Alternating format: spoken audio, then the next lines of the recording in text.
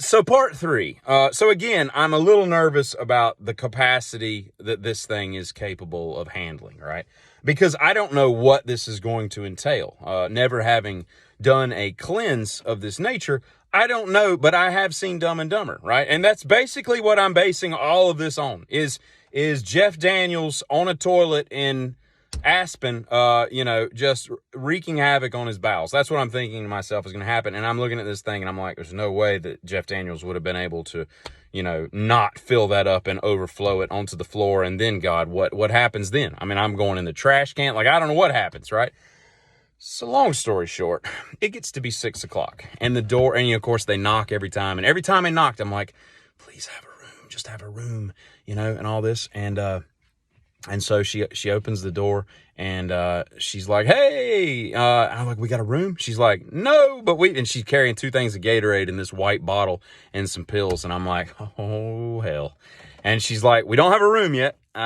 She's like, but we got to get this going. I'm like, okay. And I said, let me ask you a question. I said, the general surgeon or whoever I was talking to earlier said that, they schedule the colonoscopies, basically it just first come, first serve. Whoever gets cleaned out first gets the 8 o'clock slot. And then, it goes on from there. I was like, I can wait. I said, if they're going to keep me overnight for a couple nights, I was like, we can do a colonoscopy at 3 o'clock in the afternoon. It's no skin off my teeth. It's no big deal. I don't want to be the first,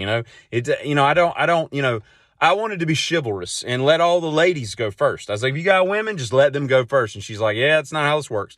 So I'm going to need you to drink this. And I'm like, oh, God. Well, once those pills are in you and you've started drinking that stuff, now the clock is really ticking. So now I'm sitting here going, well, this is how it ends, I guess. This is going to be arguably one of the most embarrassing situations of my adult life and probably of my non-adult life and everything else that happens to me heretofore, right? And so, time ticks on and time ticks on. Now, fortunately, little graphic information here, but fortunately, I had already gone that day, okay, earlier that morning.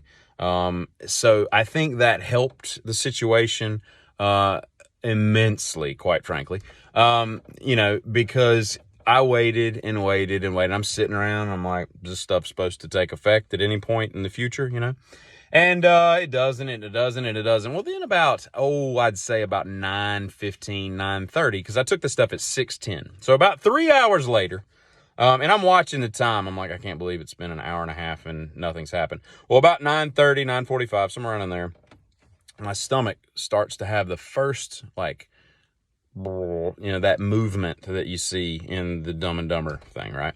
And I'm like, well, that can't be good. And I'm looking at the clock and nobody's telling me I got a room yet. I'm still in the ER. I'm looking at the toilet sitting next to me. And it's just, and there's by the way, there's no toilet paper. There's 4x4 gauze pads, which may be more absorbent than toilet paper. I don't really know, but that's what we're dealing with here. So 9:30, 9:45, the first pangs of any kind of stomach discomfort start to rear their ugly head. Well, then about an hour and a half, about closer to 11 o'clock, maybe like 10 to 11 o'clock, I start to feel more of a cramping sensation. And I'm like, yeah, I don't know if this is going to last too much longer. Now, it's been close to 5 hours since I took this stuff.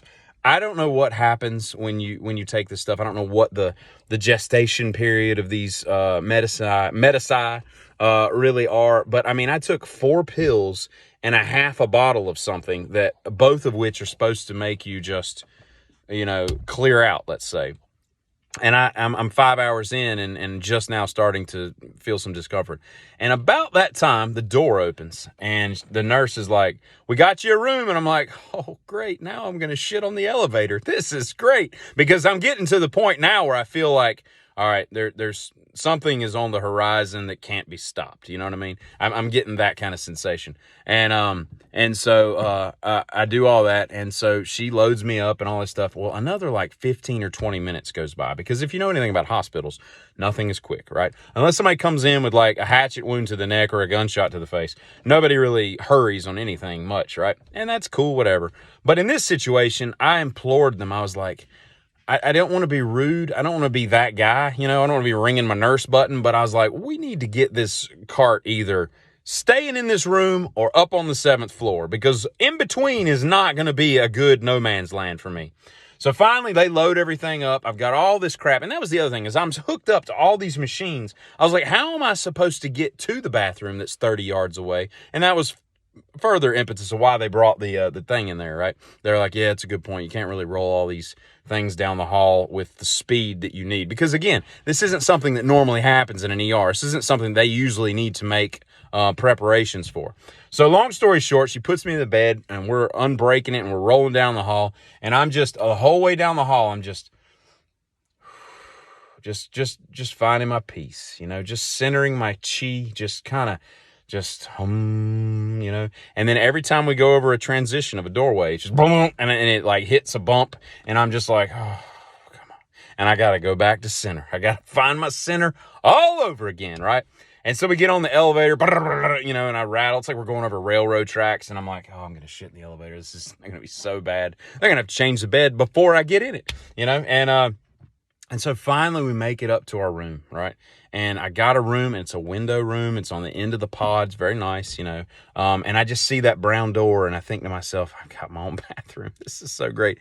It wasn't 10 minutes before they had transferred me to the bed and rehooked everything differently and moved out, that basically I was able to stand up, walk into the bathroom.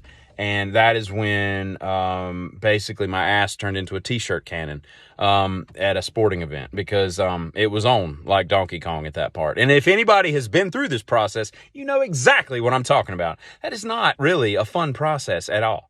But to say the least, it wasn't as horrific as people make it out to be. There was like a 10 or 15 minute period of like severe cramping that kind of hurt after like the first wave, let's say. Wave is a good way of saying it. You know, but after that went away. I mean, it was really just, you know, a couple more trips to the bathroom and everything's all good. So part 4 comes up in just a moment, and I'll tell you about the colonoscopy endoscopy and the ending to this long ass tale. Long ass. You see what I did there? Hey, giddy.